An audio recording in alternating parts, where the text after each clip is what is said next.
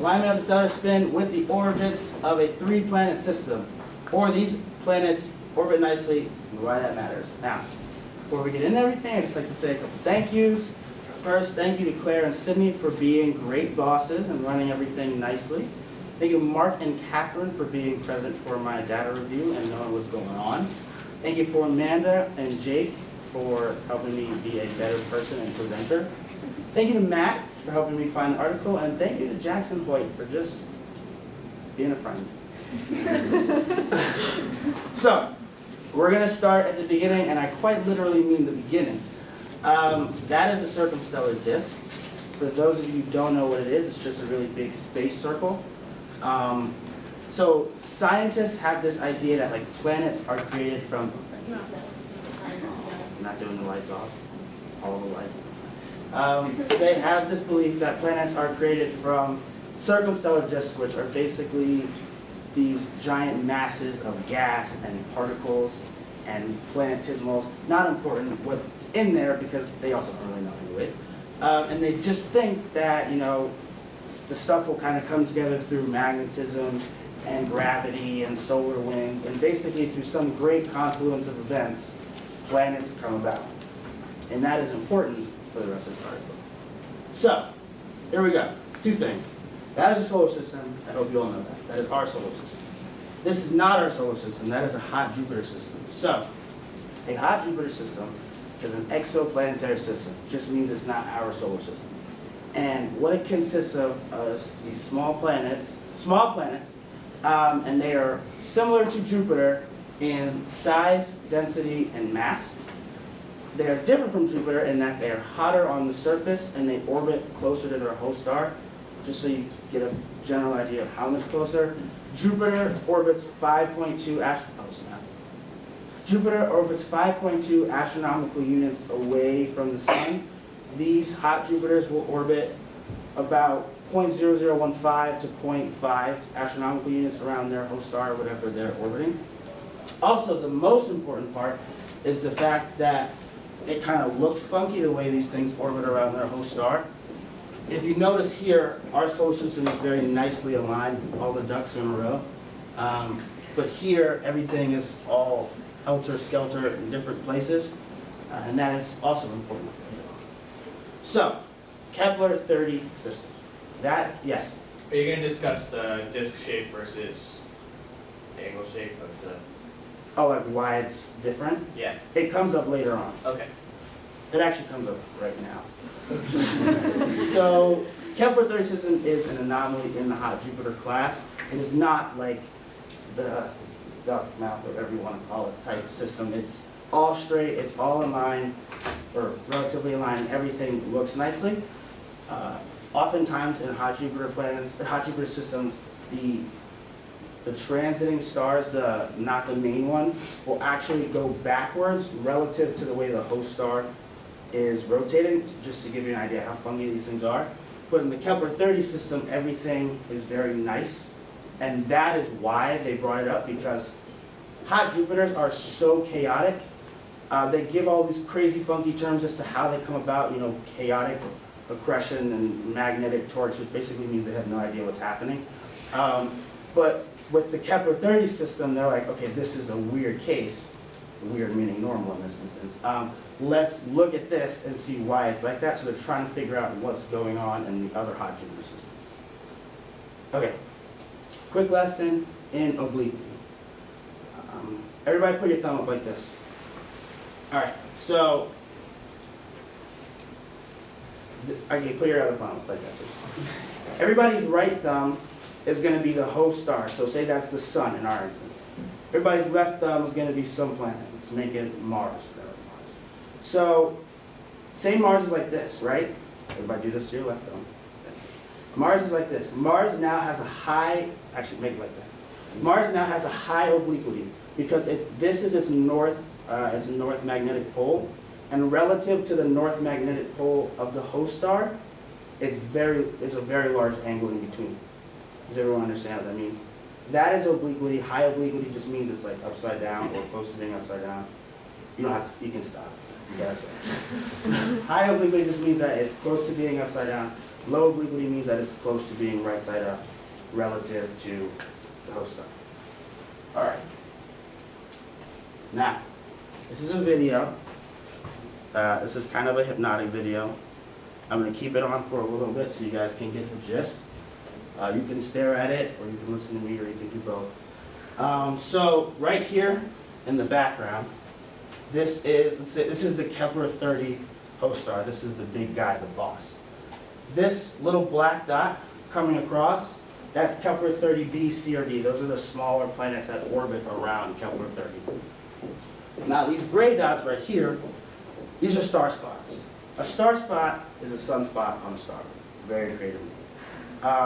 Basically what a star/sunspot is, it's just a spot that's black on the surface of a sun or a star, typically due to magnetism and a whole lot of funky scientific terms that I'm not going to get into.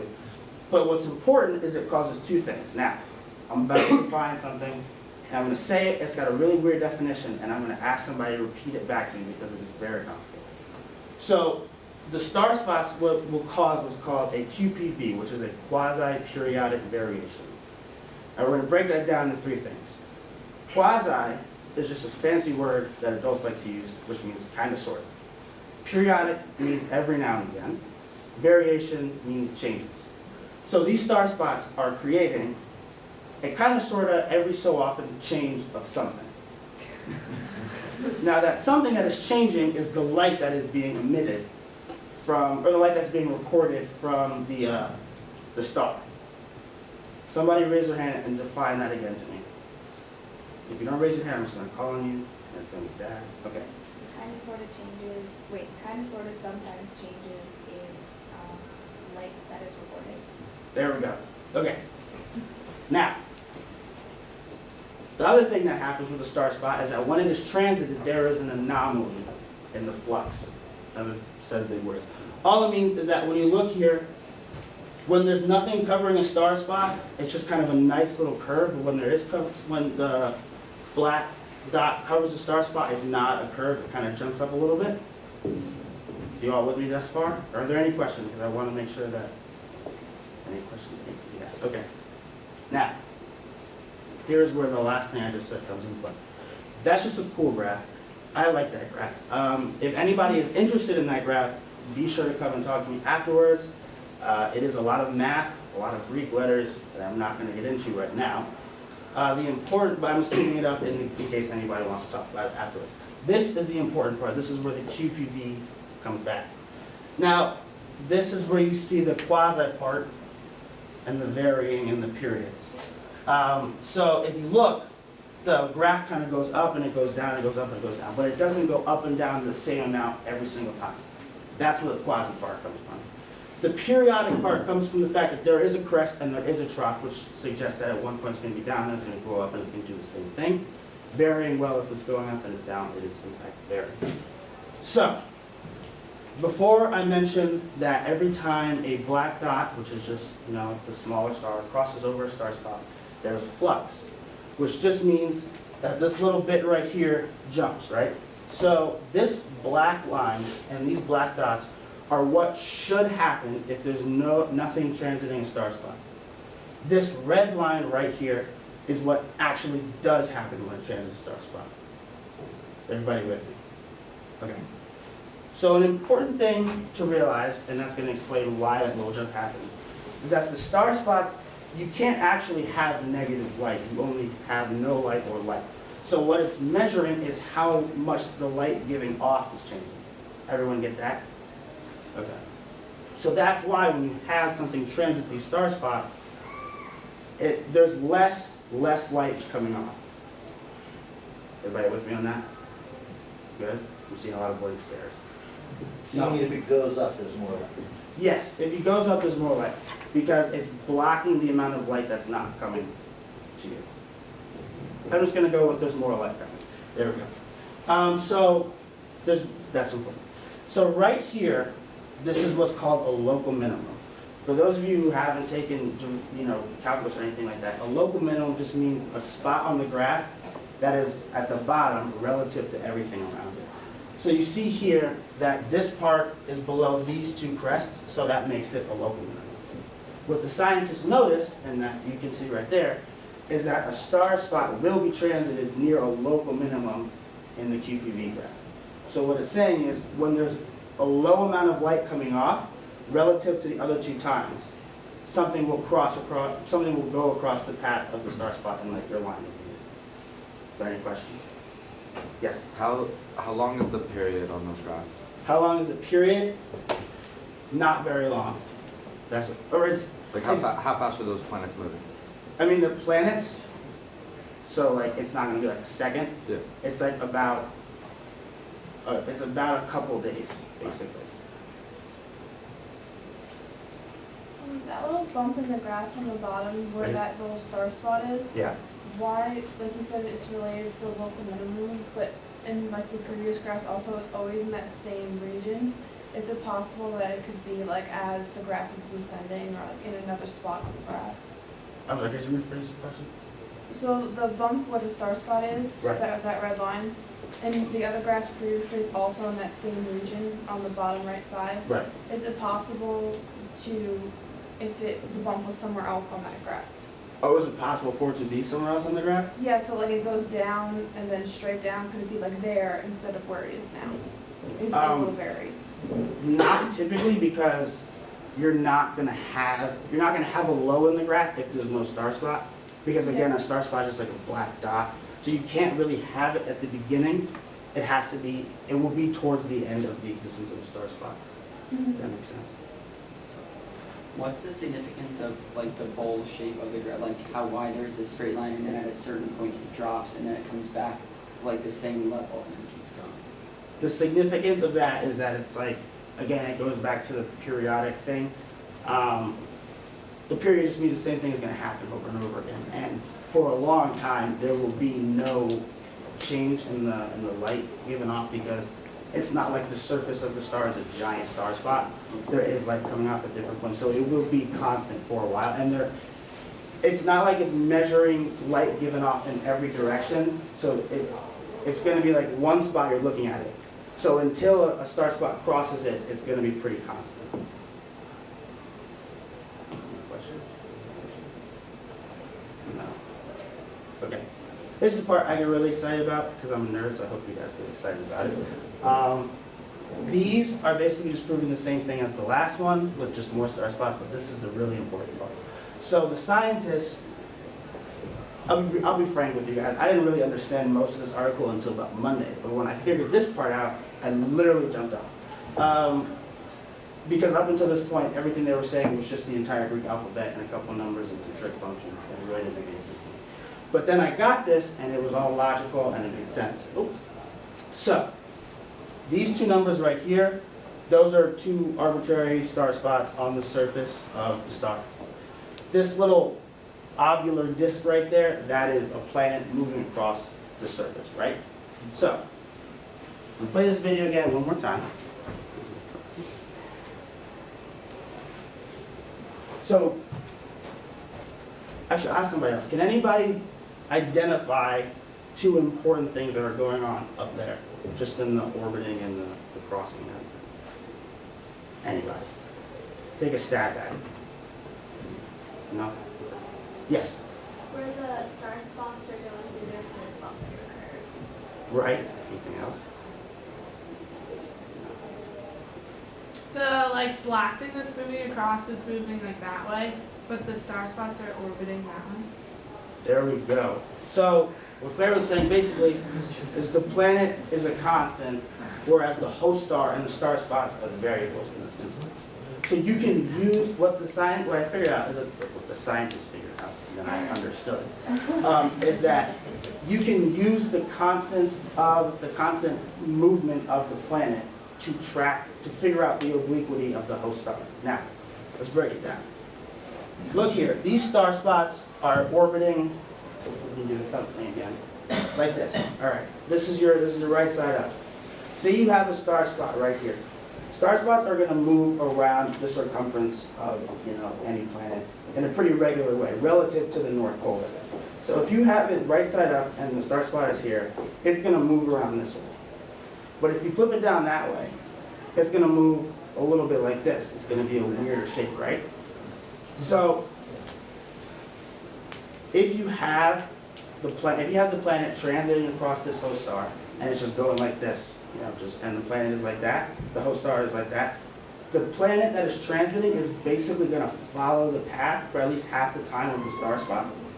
But if, say, you don't see the planet come across the star spot for a while, like you do sometimes here, you can tell that that's because it's going a longer route. And through math and Greek letters and the whole fraternity list, you can basically figure out, you can calculate the relationship between the star spot's location, the obliquity of the planet, and where this other planet is coming across the face of the host star. There's still a lot at you. Does anybody have any questions?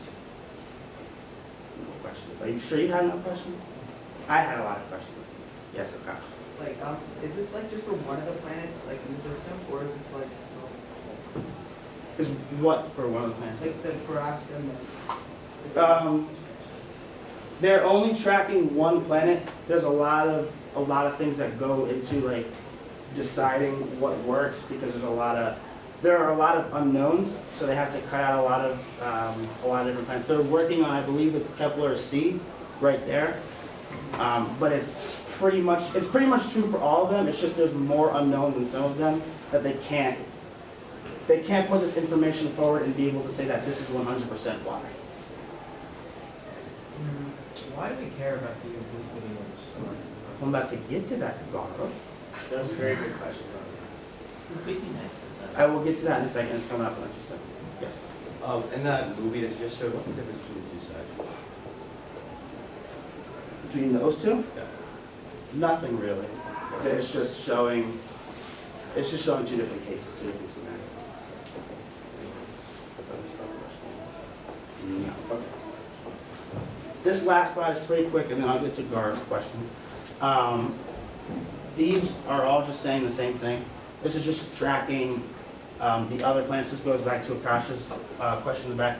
This is tracking the other planets and their times of transits across the face of the Kepler host star. And what it all results to is this, which is a graph of sorts of where all the planets are positioned. And the error bars are such that you can say with reasonable certainty that these planets are as coplanar as most planetary systems will get. Our solar system itself is only in line to about 8 degrees, so this system is pretty close to that. Okay, why should we care about planetary obliquities? All right, so first of all, like I said, they went into this not knowing a whole lot, not really knowing anything about how Jupiter is and where they came from. They had some idea that maybe it was like star disk misalignment, which is like that big thing I showed you in the beginning, where it's not 100% even, it's not a good circle. Why we care is because this system, Kepler 30, just revolutionized our idea of hot Jupiters. We thought there was some chaotic mess of space matter just appearing there. And now that we know a lot more about it, we know how it's formed, we know that it's more ordered, I guess you could say. And why that matters is because now we can cross out a couple of things on our list as to where we think these things came from. Beforehand, one of the really big things, like I said, was star disk misalignment. But now that we know that this is so ordered, it can't be star disk misalignment because it just doesn't make any sense. And I think it was Sydney said earlier today before I started, the hot Jupiter systems are just smaller solar systems in a sense.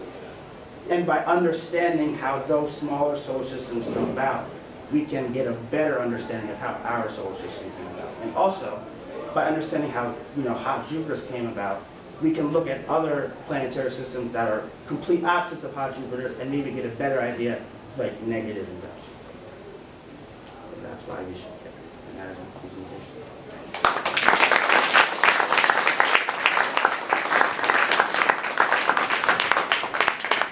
Questions?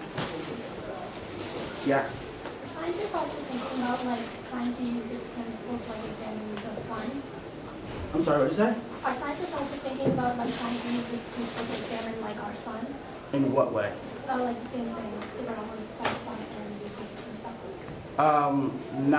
Not really, no. At least as far as I could tell.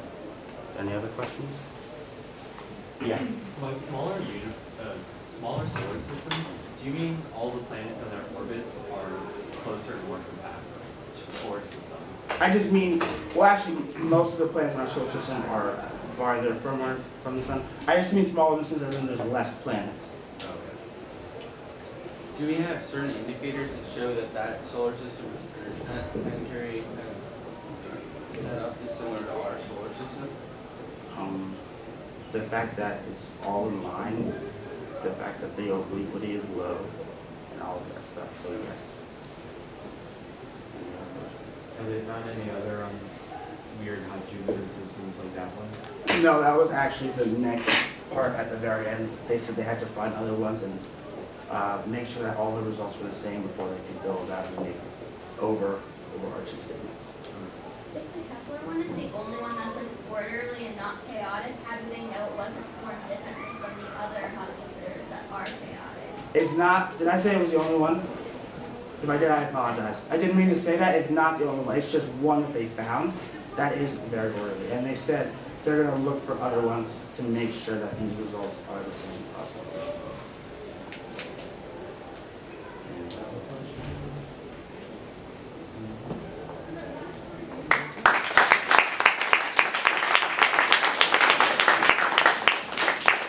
Next week, Shania, where is she?